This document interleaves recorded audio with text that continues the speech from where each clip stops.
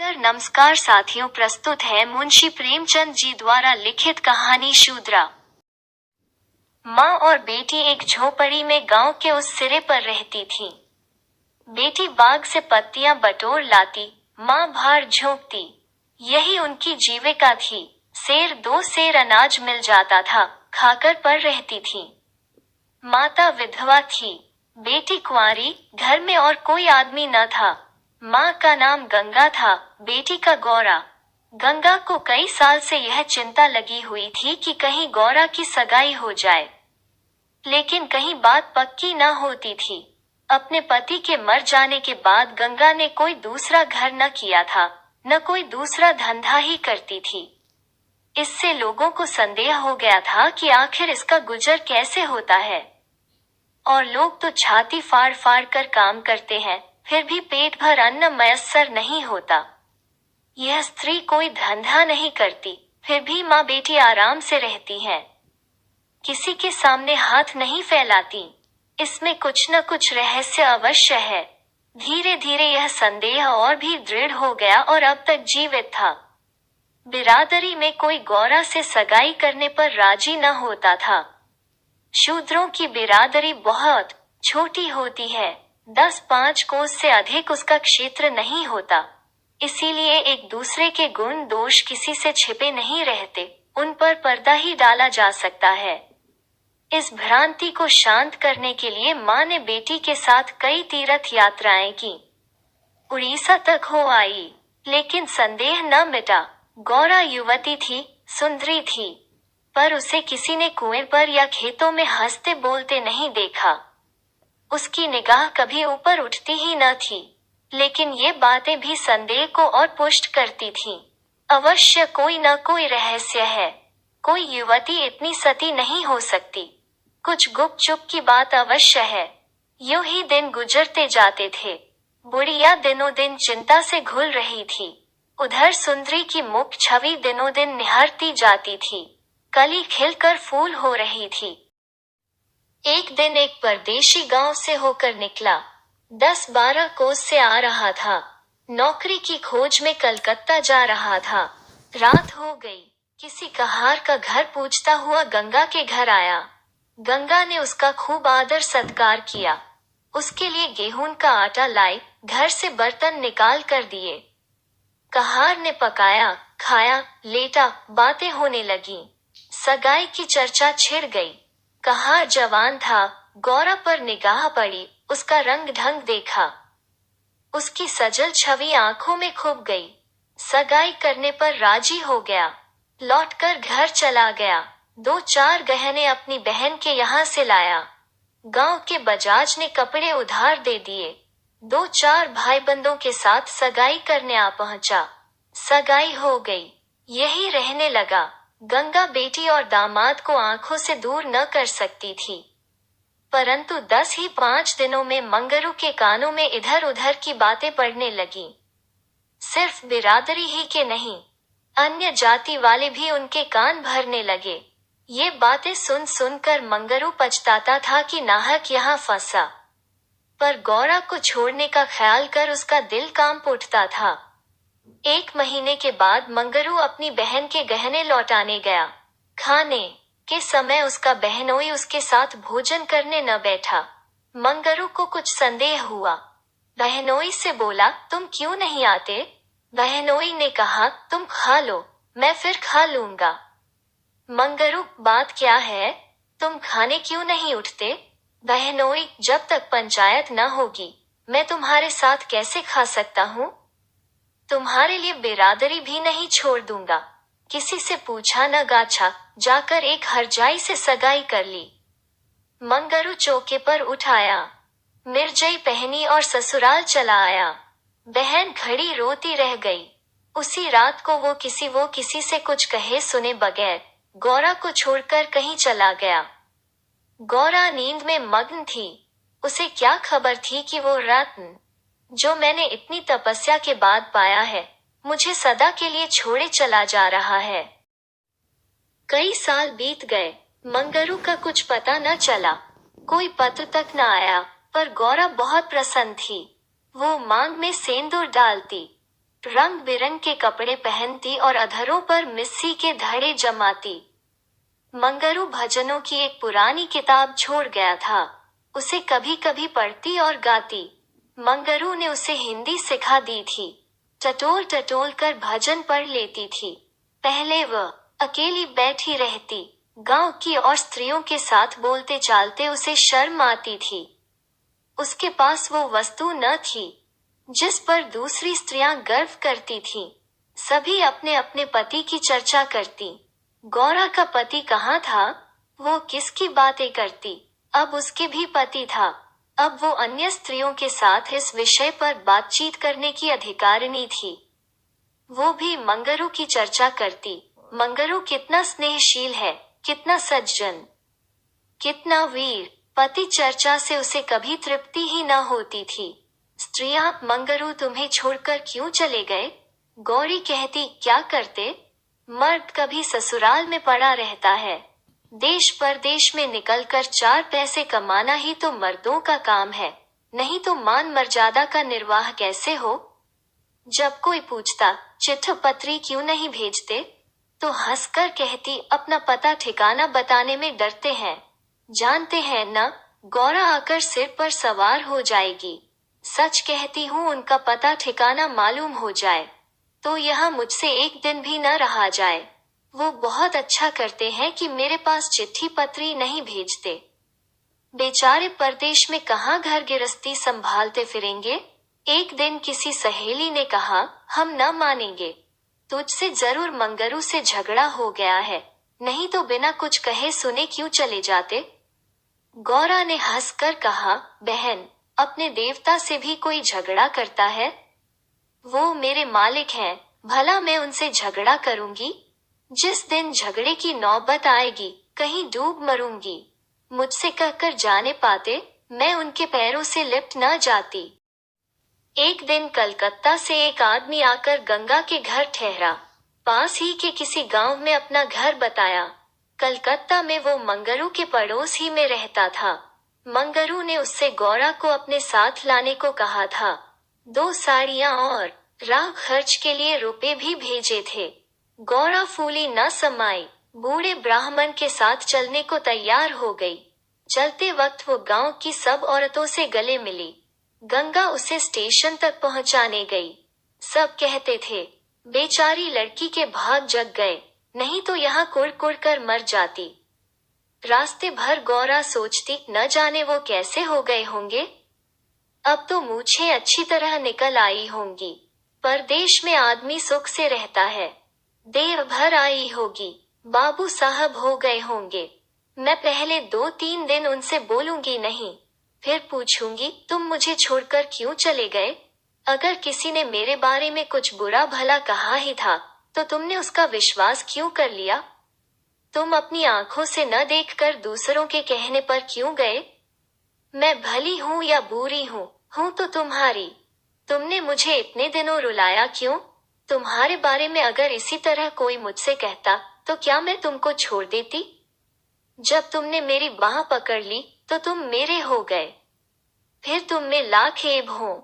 मेरी बला से, चाहे तुम तुर्क ही क्यों न हो जाओ, मैं तुम्हें छोड़ नहीं सकती। तुम क्यों मुझे छोड़कर भागे? क्या समझते थे भागना सहज है? आखिर झक मारकर बुलाया कि नहीं? कैसे न बुलाते? मैंने तो तुम्हारे ऊपर दया की कि चली आई, नहीं तो कह देती कि मैं ऐसे निर्दयी के पास नहीं जाती, तो तुम अब दौड़े आते। तब करने से देवता भी मिल जाते हैं, आकर सामने खड़े हो जाते हैं, तुम कैसे न आते? वो धरती बार बार उद्विग्न होकर बूढ़े ब्राह्मण से पूछती, अब कितनी दूर है? धरती के छोर पर रहते हैं क्या? और भी कितनी ही बातें वो पूछना चाहती थी, लेकिन संकोचवश न पूछ सकती थी। मन ही मन अनुमान करके अपने को संतुष्ट कर लेती थी। उनका मकान बड़ा सा होगा, शहर में लोग पक्के घरों में रहते हैं। जब उनका साहब इतना मानता है, तो नौकर भी होगा। मैं नौकर को भगा दूंगी। मैं दिन भर पड़े पड़े क्या किया करूंगी? बीच बीच में उसे घर की याद भी आ जाती थी। बेचारी अम्मा रोती होंगी। अब उन्हें घर का सारा काम आप ही करना पड़ेगा। न जाने बकरियों को चराने ले जाती है या नहीं। बेचारी दिन भर में मैं करती होंगी। मैं अपनी बकरियों के लिए महीने महीने रुपए भेजूंगी। जब कलकत्ता से लौटूंगी तब सबके लिए साड़ियां लाऊंगी। तब मैं इस तरह थोड़े लौटूंगी। मेरे साथ बहुत सा असबाब होगा। सबके लिए कोई ना कोई सौगात लाऊंगी। तब तक तो बहुत सी बकरियां हो जाएंगी। यही सुख स्वप्न देखते देखते गौरा ने सारा रास्ता काट दिया। पगली क्या जानती थी कि मेरे मन कुछ और करता के मन कुछ और। क्या जानती थी कि बूढ़े ब्राह्मणों के भेष में पिशाच होते हैं। मन की मिठाई खाने में मग्न थी।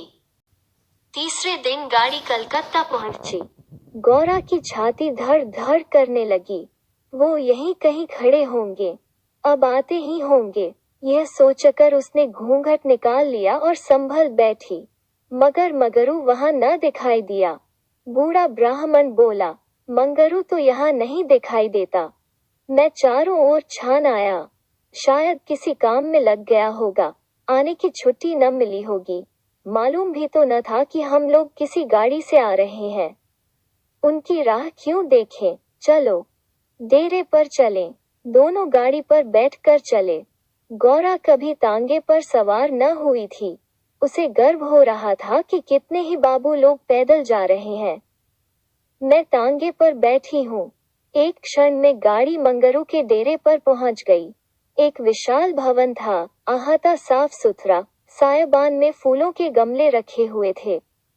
ऊपर चढ़ने लगी। विस्मय, आनंद और आशा से उसे अपनी सुधि ही न थी। सीढ़ियों पर चढ़ते चढ़ते पैर दुखने लगे। यह सारा महल उनका है। किराया बहुत देना पड़ता होगा। रुपये को तो वो कुछ समझते ही नहीं। उसका हृदय धड़क रहा था कि कहीं मंगरू ऊपर से उतरते आ न रहे हों। सीढ़ी पर भेंट हो गई तो मैं क्या करूंगी। भगवान करे वो पड़े सोते रहे हों, तब मैं जगाऊं और वो मुझे देखते ही हड़बड़ा कर उठ बैठे। आखिर सीढ़ियों का अंत हुआ। ऊपर एक कमरे में गौरा को ले जाकर ब्राह्मण देवता ने बैठा दिया। यही मंगरू का डेरा था, मगर मंगरू यहाँ भी नदारद। कोठरी में केवल एक खाट पड़ी हुई थी। एक किनारे 2-4 बर्तन रखे हुए थे। यही उनकी कोठरी है, तो मकान किसी दूसरे का है। उन्होंने यह कोठरी किराए पर ली होगी। मालूम होता है रात को बाजार में पूरियां खाकर सो रहे होंगे। यही उनके सोने की खाट है। एक किनारे घड़ा रखा हुआ था। गौरा को मारे प्यास के तालू सूख रहा था। घड़े से पानी उड़ेल कर पिया। एक किनारे पर एक झाड़ू रखा था। गौरा रास्ते की थकी थी, पर प्रेमोल्लास में थकन कहाँ। उसने कोठरी में झाड़ू लगाया, बर्तनों को धो धोकर एक जगह रखा। कोठरी की एक एक वस्तु, यहाँ तक कि उसकी फर्श और दीवारों में उसे आत्मीयता की झलक दिखाई देती थी। उस घर में भी, जहाँ उसे अपने जीवन के 25 वर्ष काटे थे, उसे अधिकार का ऐसा गौरव युक्त आनंद न प्राप्त हुआ था। मगर उस कोठरी में बैठे बैठे उसे संध्या हो गई और मंगरू का कहीं पता नहीं। अब छुट्टी मिली होगी। सांझ को सब जगह छुट्टी होती है। अब वो आ रहे होंगे, मगर बूढ़े बाबा ने उनसे कह तो दिया ही होगा। वो क्या अपने साहब से थोड़ी देर की छुट्टी न ले सकते थे। कोई बात होगी, तभी तो नहीं आए। अंधेरा हो गया। कोठरी में दीपक न था। गौरा द्वार पर खड़ी पति की बाट देख रही थी।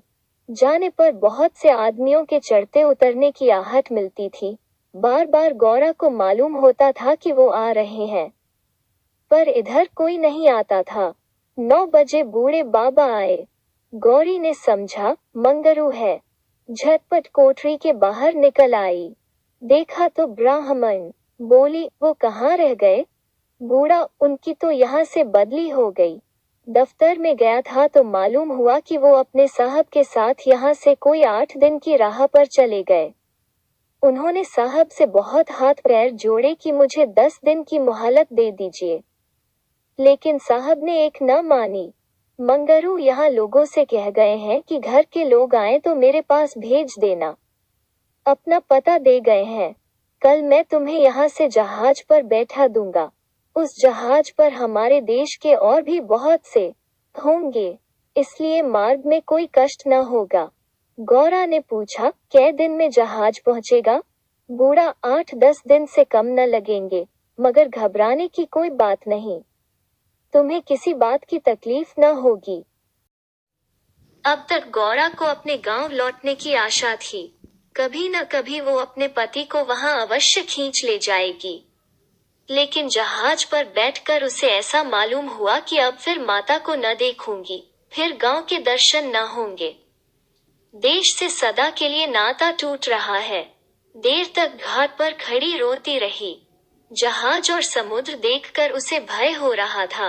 हृदय दहल जाता था। शाम को जहाज खुला। उस समय गौरा का हृदय एक अक्षय भय से चंचल हो उठा। थोड़ी देर के लिए नैराश्य ने उस पर अपना आतंक जमा लिया। न जाने किस देश जा रही थीं, उनसे भेंट भी होगी या नहीं, उन्हें कहाँ खोजती फिरूंगी, कोई पता ठिकाना भी तो नहीं मालूम। बार बार पछताती थी कि एक दिन पहले क्यों न चली आई। कलकत्ता में भेंट हो जाती तो मैं उन्हें वहां कभी न जाने देती। जहाज पर और कितने ही मुसाफिर थे। कुछ स्त्रियां भी थीं, उनमें बराबर गाली गलौज होती रहती थी, इसलिए गौरा को उनसे बातें करने की इच्छा न होती थी। केवल एक स्त्री उदास दिखाई देती थी। गौरा ने उससे पूछा, तुम कहाँ जाती हो बहन? उस स्त्री की बड़ी बड़ी आंखें सजल हो गईं। बोली, कहाँ बताऊं बहन, कहाँ जा रही हूँ? जहाँ भाग्य ले जाता है वहीं जा रही हूँ। तुम कहाँ जाती हो? गौरा, मैं तो अपने मालिक के पास जा रही हूँ। जहाँ यह जहाज रुकेगा वो वही नौकर हैं। मैं कल आ जाती तो उनसे कलकत्ता में ही भेंट हो जाती। आने में देर हो गई। क्या जानती थी कि वो इतनी दूर चले जाएंगे। नहीं तो क्यों देर करती। स्त्री, अरे बहन, कहीं तुम्हें भी तो कोई बहका कर नहीं लाया है? तुम घर से किसके साथ आई हो? गौरा, मेरे आदमी ने कलकत्ता से आदमी भेजकर मुझे बुलाया था। स्त्री, वो आदमी तुम्हारा जान पहचान का था? गौरा, नहीं, उस तरफ का एक बूढ़ा ब्राह्मण था। स्त्री, वही लंबा सा दुबला पतला लकलक बूढ़ा, जिसकी एक आंख में फूली पड़ी हुई है। गौरा, हाँ हाँ, वही। क्या तुम उसे जानती हो? स्त्री, उसी दुष्ट ने तो मेरा भी सर्वनाश किया। ईश्वर करे उसकी सातों पुश्तें नरक भोगे, उसका निर्वश हो जाए। कोई पानी देने वाला भी न रहे, कोड़ी होकर मरे। मैं अपना वृतांत सुनाऊं तो तुम समझेगी कि झूठ है। किसी को विश्वास न आएगा। क्या कहूं, बस सही समझ लो कि इसके कारण मैं न घर की रह गई, न घाट की। किसी को मुंह नहीं दिखा सकती, मगर जान तो बड़ी प्यार होती है। मिर्ज के देश जा रही हूँ कि वहीं मेहनत मजदूरी करके जीवन के दिन काटूं। गौरा के प्राण नहों में समा गए। मालूम हुआ जहाज अथाह जल में डूबा जा रहा है। समझ गई बूढ़े ब्राह्मण ने दगा की। अपने गांव में सुना करती थी कि गरीब लोग मिर्च में भर्ती होने के लिए जाया करते हैं, मगर जो वहां जाता है वो फिर नहीं लौटता। हे भगवान, तुमने मुझे किस पाप का यह दंड दिया? बोली, यह सब क्यों लोगों को इस तरह छलकर मिर्च भेजते हैं? स्त्री, रुपए के लोभ से और किस लिए? सुनती हूँ आदमी पीछे इन सभी को कुछ रुपए मिलते हैं। गौरा, मजूरी। गौरा सोचने लगी, अब क्या करूं?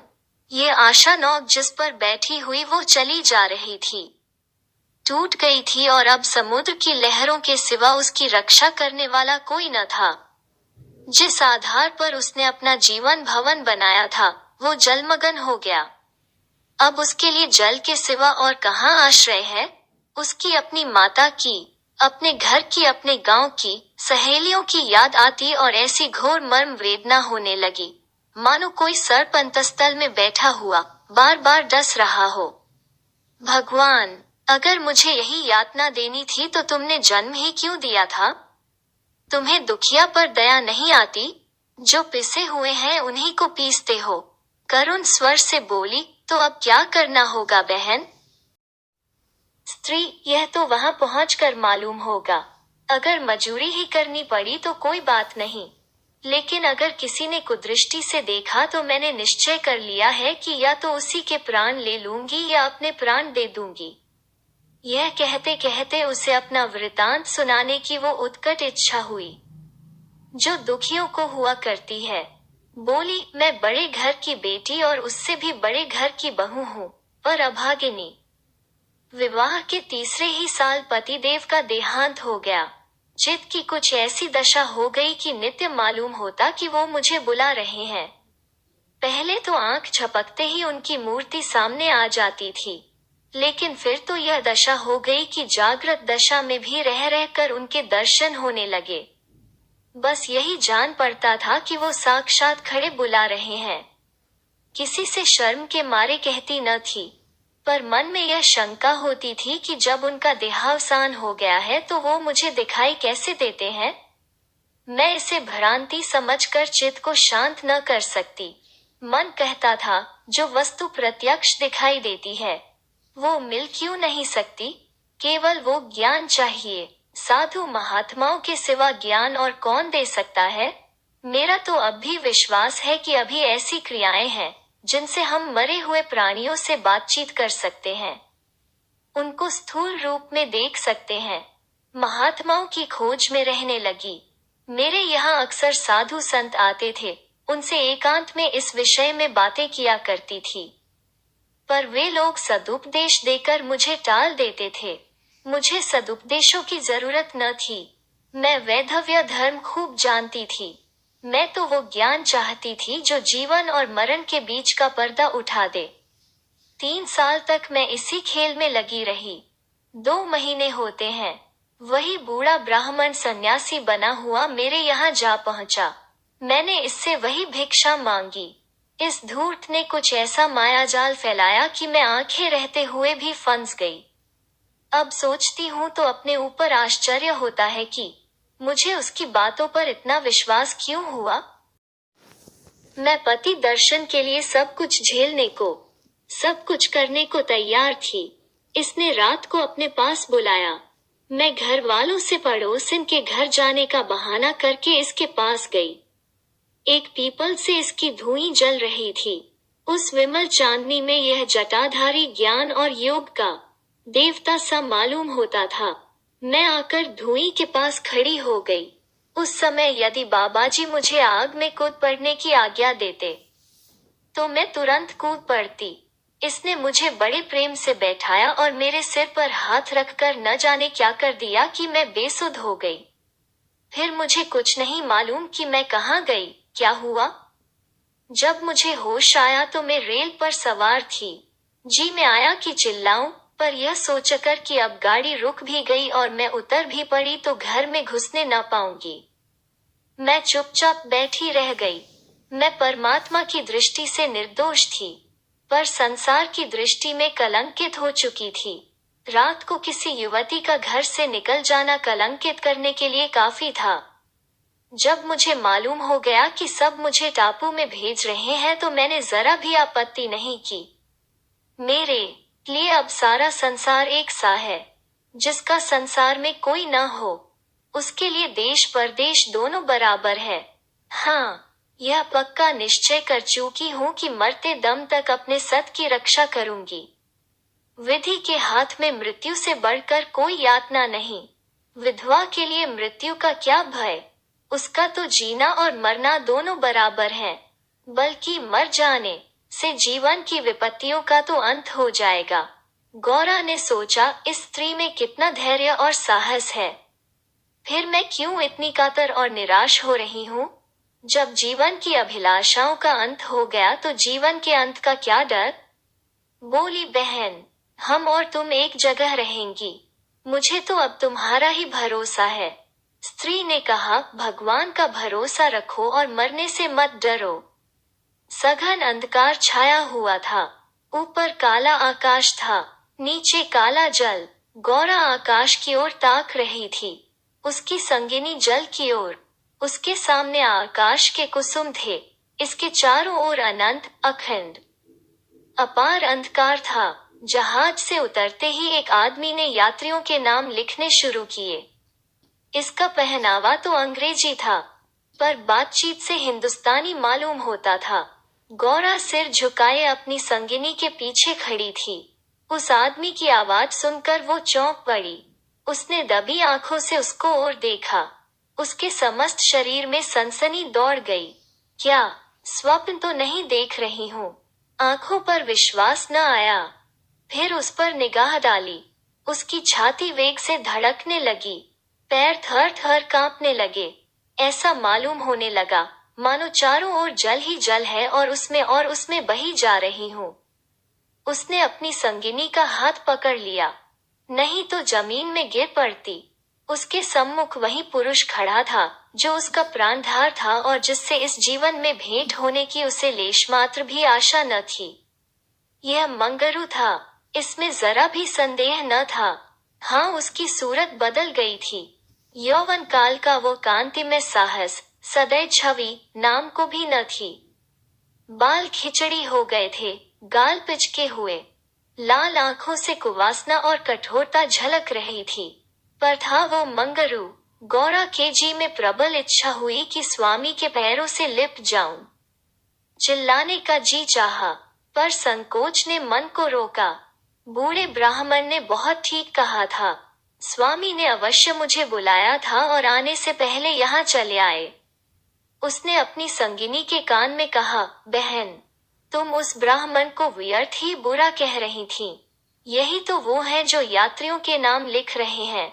स्त्री सच खूब पहचानी हो? गौरा, बहन, क्या इसमें भी हो सकता है? स्त्री, तब तो तुम्हारे भाग जग गए। मेरी भी सुधि लेना। गौरा, भला बहन, ऐसा भी हो सकता है कि यहाँ तुम्हें छोड़ दूं? मंगरू यात्रियों से बात बात पर बिगड़ता था, बात बात पर गालियां देता था। कई आदमियों को ठोकर मारे और कई को केवल गांव का जिला न बता सकने के कारण धक्का देकर गिरा दिया। गौरा मन ही मन गड़ी जाती थी। साथ ही अपने स्वामी के अधिकार पर उसे गर्व भी हो रहा था। आखिर मंगरू उसके सामने आकर खड़ा हो गया और कुचेष्टा पूर्ण नेत्रों से देखकर बोला, तुम्हारा क्या नाम है? गौरा ने कहा, गौरा। मंगरू दिन भर द्वार पर बैठा रहा, मानो कोई किसान अपने मटर के खेत की रखवाली कर रहा हो। कोठरी में दोनों स्त्रियां बैठी अपने नसीबों को रो रही थी। इतनी देर में दोनों को यहाँ की दशा का परिचय कराया गया था। दोनों भूखी प्यासी बैठी थीं। यहाँ का रंग देखकर भूख प्यास सब भाग गई थी। रात के 10 बजे होंगे कि एक सिपाही ने आकर मंगरू से कहा, चलो, तुम्हें जंत साहब बुला रहे हैं। मंगरू ने बैठे बैठे कहा, देखो नब्बी, तुम भी हमारे देश के आदमी हो। कोई मौका पड़े तो हमारी मदद करोगे ना? जाकर साहब से कह दो मंगरू कहीं गया है, बहुत होगा जुर्माना कर देंगे। नब्बी, न भैया, गुस्से में भरा बैठा है, पिए हुए हैं, कहीं मार चले तो बस, चमड़ा इतना मजबूत नहीं है। मंगरू, अच्छा तो जाकर कह दो, नहीं आता। नब्बी, मुझे क्या, जाकर कह दूंगा, पर तुम्हारी खैरियत नहीं है कि बंगले पर चला। यही वही साहब थे जिनसे आज मंगरू की भेंट हुई थी। मंगरू जानता था कि साहब से बिगाड़ करके यहाँ एक क्षण भी निर्वाह नहीं हो सकता। जाकर साहब के सामने खड़ा हो गया। साहब ने दूर से ही डांटा, वो औरत कहाँ है? तुमने उसे अपने घर में क्यों रखा है? मंगरू, हजूर, वो मेरी ब्याहता औरत है। साहब, अच्छा, वो दूसरा कौन है? मंगरू, वो मेरी सगी बहन है हजूर। साहब, हम कुछ नहीं जानता, तुमको लाना पड़ेगा। दो में से कोई। मंगरू पैरों पर गिर पड़ा और रो रो कर अपनी सारी राम कहानी सुना गया। पर साहब जरा भी न पसीजे। अंत में वो बोला, हुजूर, वो दूसरी औरतों की तरह नहीं है। अगर यहाँ आ भी गई तो प्राण दे देंगी। साहब ने हंसकर कहा, ओ, जान देना इतना आसान नहीं है। नब्बी, मंगरू, अपनी दांव रोते क्यों हो? तुम हमारे घर नहीं घुसते थे, अब भी जब घात पाते हो जा पहुँचते हो। अब क्यों रोते हो?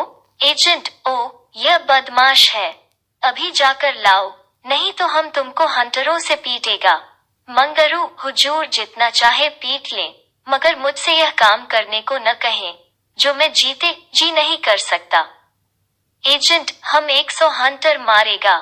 मंगरू, हुजूर 1000 हंटर मार लें, लेकिन मेरे घर की औरतों से न बोन लें। एजेंट नशे में चूर था। हंटर लेकर मंगरू पर पिल पड़ा और लगा सड़ासड़ जमाने। 10-12 कोड़े मंगरू ने धैर्य के साथ सहे। फिर हाय हाय करने लगा। देह की खाल फट गई थी और मांस पर चाबुक पड़ता था। तो बहुत जबत करने पर भी कंठ से आर्त ध्वनि निकल आती थी। तो और अभी 100 में कुछ 15 चाबुक पड़े थे। रात के 10 बज गए थे। चारों ओर सन्नाटा छाया था और उस नीरव अंधकार में मंगरू का करुण विलाप किसी पक्षी की भांति आकाश में मंडला रहा था। वृक्षों के समूह भी हतबुद्धि से खड़े मौन रोदन की मूर्ति बने हुए थे। यह पाषाण हृदय लंपट विवेक शून्य जमादार इस समय एक अपरिचित स्त्री के सतीत्व की रक्षा करने के लिए अपने प्राण तक देने को तैयार था, केवल इस नाते कि यह उसकी पत्नी की संगिनी थी। वो समस्त संसार की नजरों में गिरना गवारा कर सकता था, पर अपनी पत्नी की भक्ति पर अखंड राज्य करना चाहता था। इसमें अणुमात्र की कमी भी उसके लिए असह्य थी। उस अलौकिक भक्ति के सामने उसके जीवन का क्या मूल्य था? ब्राह्मणी तो जमीन पर ही सो गई थी, पर गौरा बैठी पति की बाट जोह रही थी। अभी तक वो उससे कोई बात नहीं कर सकी थी। 7 वर्षों की विपत्ति कथा कहने और सुनने के लिए बहुत समय की जरूरत थी और रात के सिवा वो समय फिर कब मिल सकता था उसे? ब्राह्मणी पर कुछ क्रोध सा आ रहा था कि यह क्यों मेरे गले का हार हुई। इसी के कारण तो वो घर में नहीं आ रहे हैं। यकायक वो किसी का रोना सुनकर चौंक पड़ी।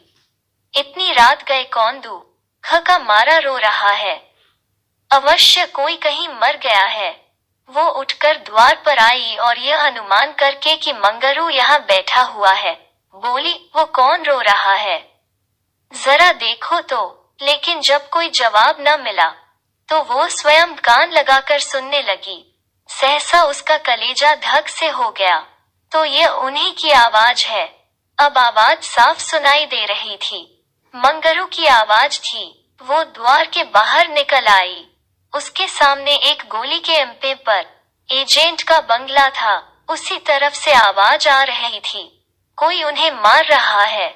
आदमी मार पड़ने पर ही इस तरह रोता है, मालूम होता है। वही साहब उन्हें मार रहा है। वो वहां खड़ी न रह सकी, पूरी शक्ति से उस बंगले की ओर दौड़ी। रास्ता साफ था। एक क्षण में वो फाटक पर पहुंच गई। फाटक बंद था। उसने जोर से फाटक पर धक्का दिया, लेकिन वो फाटक न खुला और कई बार जोर जोर से पुकारने पर भी कोई बाहर न निकला।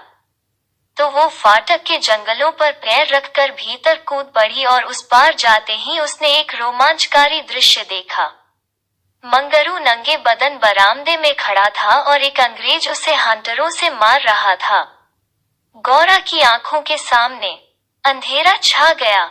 वो एक छलांग में साहब के सामने जाकर खड़ी हो गई और मंगरू को अपने अक्षय प्रेम सबल हाथों से ढांक कर बोली, सरकार, दया करो, इनके बदले मुझे जितना मार लो, पर इनको छोड़ दो। एजेंट ने हाथ रोक लिया और उन्मत्त की भांति गौरा की ओर कई कदम आकर बोला, हम इसको छोड़ दें तो तुम मेरे पास रहेगा। मंगरू के नथने फड़कने लगे। यह पामक, नीच अंग्रेज मेरी पत्नी से इस तरह की बातें कर रहा है। अब तक वो जिस अमूल्य रत्न की रक्षा के लिए इतनी यातनाएं सह रहा था, वही वस्तु साहब के हाथ में चली जा रही है। यह असह्य था। उसने चाहा कि लपक कर साहब की गर्दन पर चढ़ बैठूं, जो कुछ होना है हो जाए। यह अपमान सहने के बाद जीकर ही क्या करूंगा। लेकिन नब्बी ने उसे तुरंत पकड़ लिया और कई आदमियों को बुलाकर उसके हाथ पांव बांध दिए। मंगरू भूमि पर छटपटाने लगा।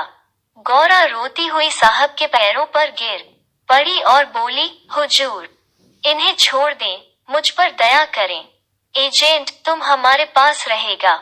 गौरा ने खून का घूंट पीकर कहा, हाँ, रहूंगी। बाहर मंगरू बरामदे में पड़ा कराह रहा था।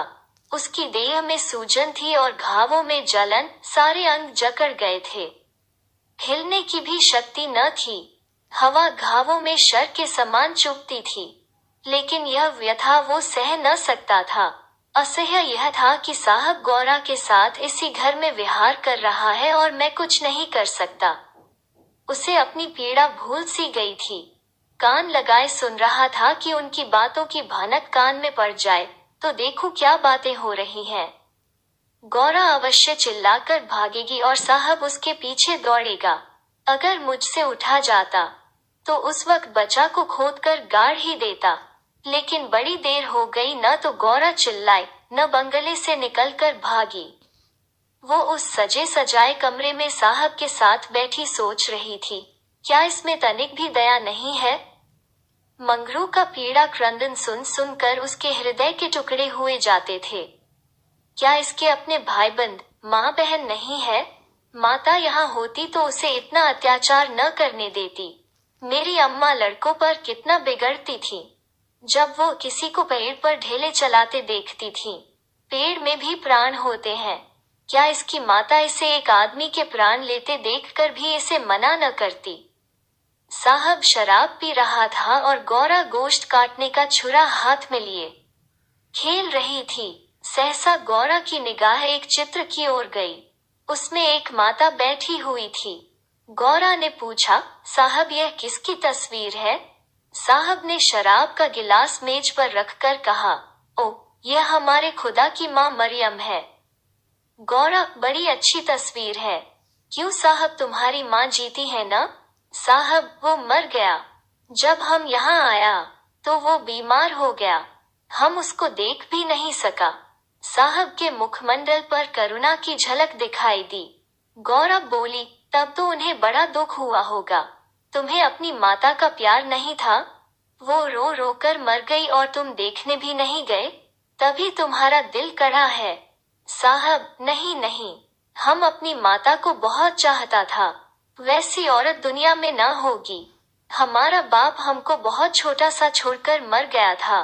माते ने कोयले की खान में मजूरी करके हमको पाला। गौरा, तब तो वो देवी थी। इतनी गरीबी का दुहक सहकर भी तुम्हें दूसरे पर तरस नहीं आता। क्या वो दया की देवी तुम्हारी बेदर्दी देखकर दुखी न होती होंगी? उनकी कोई तस्वीर तुम्हारे पास है? साहब, ओ, हमारे पास उनके कई फोटो हैं। देखो, वो उन्हीं की तस्वीर है, वो दीवार पर। गौरा ने समीप जाकर तस्वीर देखी और करुण स्वर में बोली, सचमुच देवी थी, जान पड़ता है। दया की देवी हैं। वो तुम्हें कभी मारती थी कि नहीं? मैं तो जानती हूँ, वो कभी किसी पर न बिगड़ती होंगी।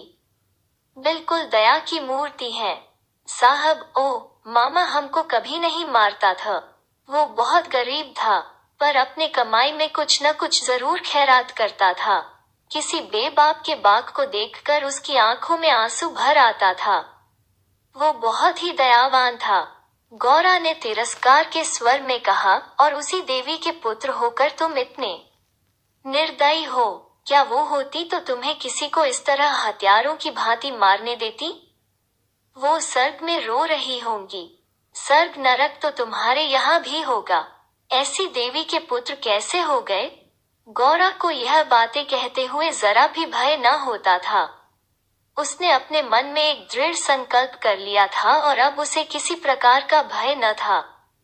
जान से हाथ धो लेने का निश्चय कर लेने के बाद भय की छाया भी नहीं रह जाती। किंतु वो हृदय शून्य अंग्रेज इन तिरस्कारों पर आग हो जाने के बदले और भी नम्र होता जाता था।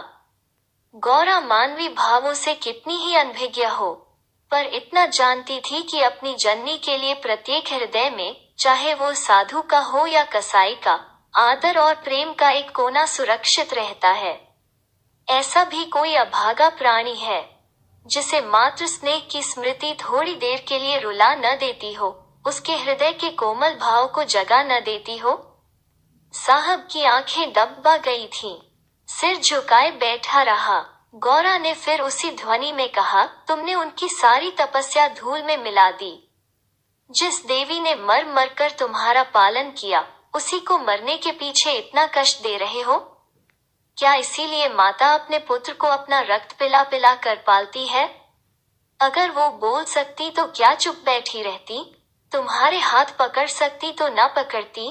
मैं तो समझती हूँ वो जीती होती तो इस वक्त विष खाकर मर जाती। साहब अब जबत न कर सके। नशे में क्रोध की भांति ग्लानि का वेग सहज ही में उठ आता है। दोनों हाथों से मुंह छिपाकर साहब ने रोना शुरू किया और इतना रोया कि हिचकी बंद गई। माता के चित्र के सम्मुख जाकर वो कुछ देर तक खड़ा रहा, मानो माता से क्षमा मांग रहा हो। तब आकर आर्द्र कंठ से बोला, हमारे माता को अब कैसे शांति मिलेगा?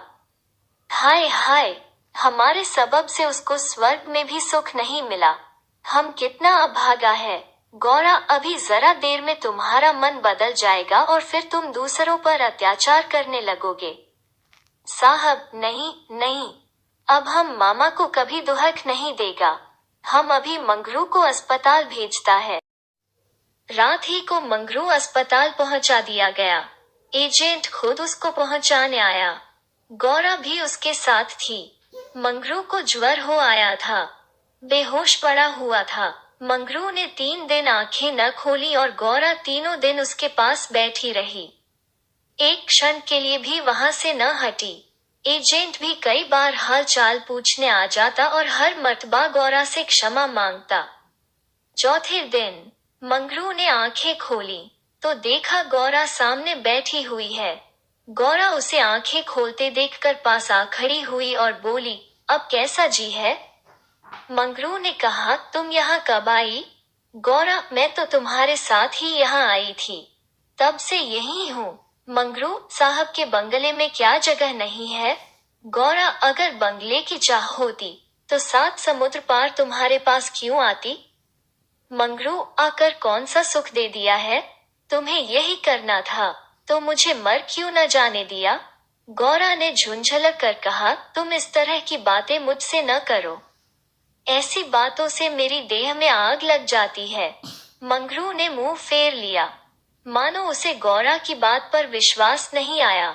दिन भर गौरा मंगरू के पास बेदाना पानी खड़ी रही। गौरा ने कई बार उसे बुलाया, लेकिन वो चुप्पी साधे रह गया। यह संदेह युक्त निरादर कोमल हृदय गौरा के लिए असह्य था। जिस पुरुष को वो देवतुल्य समझती थी, उसके प्रेम से वंचित होकर वो कैसे जीवित रह सकती थी? यही प्रेम उसके जीवन का आधार था। उसे खोकर अब वो अपना सर्वस्व खो चुकी थी। आधी रात से अधिक बीत चुकी थी। मंगरू बेखबर सोया हुआ था।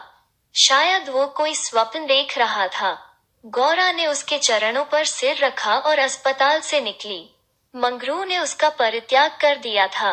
वो भी उसका परित्याग करने जा रही थी। अस्पताल के पूर्व दिशा में एक फरलांग पर एक छोटी सी नदी बहती थी। गौरा उसके कगार पर खड़ी हो गई। अभी कई दिन पहले वो अपने गांव में आराम से पड़ी हुई थी। उसे क्या मालूम था कि जो वस्तु इतनी मुश्किल से मिल सकती है, वो इतनी आसानी से खोई भी जा सकती है। उसे अपनी माँ की, अपने घर की, अपनी सहेलियों की, अपनी बकरी के बच्चों की याद आई। वो सब कुछ छोड़कर इसीलिए यहाँ आई थी। पति के ये शब्द, क्या साहब के बंगले में जगह नहीं है, उसके मर्मस्थान में बाणों के समान चुभे हुए थे। यह सब मेरे ही कारण तो हुआ। मैं न रहूंगी तो वो फिर आराम से रहेंगे। सहसा उसे ब्राह्मणी की याद आ गई। उस दुखिया के दिन यहाँ कैसे कटेंगे? चलकर साहब से कह दूं कि उसे या तो उसके घर भेज दें या किसी पाठशाला में काम दिला दें। वो लौटना ही चाहती थी कि किसी ने पुकारा, गौरा, गौरा। वो मंगरू का करुण कंपित स्वर था। वो चुपचाप खड़ी हो गई। मंगरू ने फिर पुकारा, गौरा, गौरा, तुम कहाँ? मैं ईश्वर से कहता हूँ कि।